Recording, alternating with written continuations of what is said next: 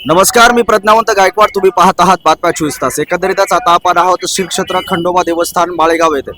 या ठिकाणी आपल्याला जयघोष पाहायला मिळतोय, येळकोट येळकोट जय मल्हार.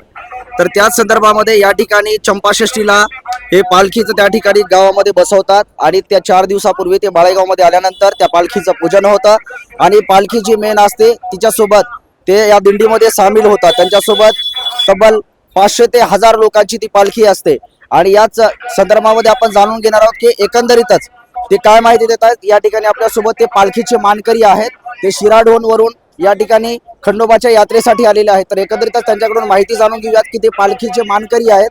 तर या संदर्भामध्ये काय सांगता येईल काका? आम्ही शिराडोन येथील खंडोबा देवाचे परंपरागत मानकरी आहोत. माझं स्वतःचं नाव व्यंकटराव मारुतराव पांडागडे.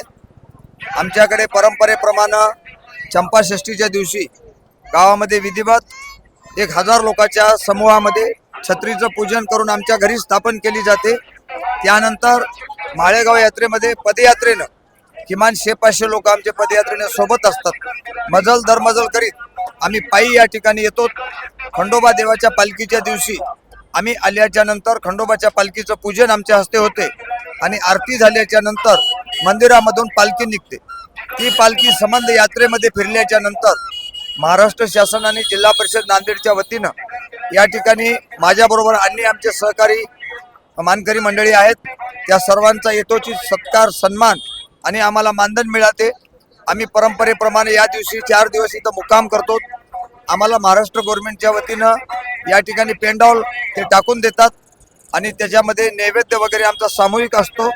काही भक्त मंडळी आमची नवसाची म्हणून व्यक्तिगत 500-1000 लोकांचा भंडारा या ठिकाणी आमच्या गावाच्या वतीनं आम्ही करतो आणि यात्रा संपल्याच्या नंतर परत पायी यात्रेनं आम्ही आमच्या गावाकडे जाऊन मग छत्रीचं आम्ही विसर्जन करतो.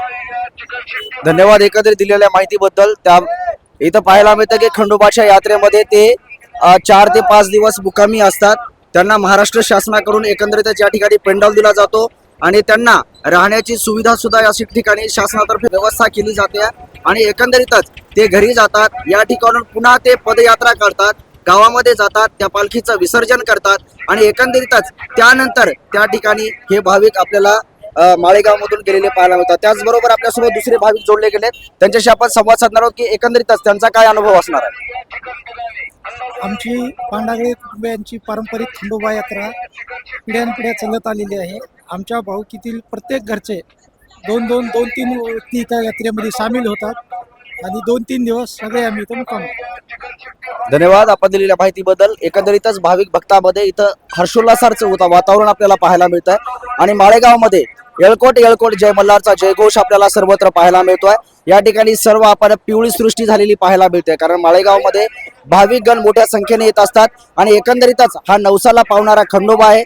अनेकांची या ठिकाणी उपवास असतात, अनेकांनी या ठिकाणी देवाला मागणी केलेली असते, ती आमची पूर्ण होते अशी भाविक भक्तांमधून आपल्याला अर्चना त्यांच्याकडून पाहायला मिळते. एकंदरीतच पूजापाठ करून या ठिकाणी हे पालखीचं विसर्जन करतात आणि हे पालखीचे मानकरी म्हणून यांच्याशी आपण संवाद साधला. एकंदरीतच माहिती आपण बातम्या 24 तासच्या माध्यमातून पाहिली.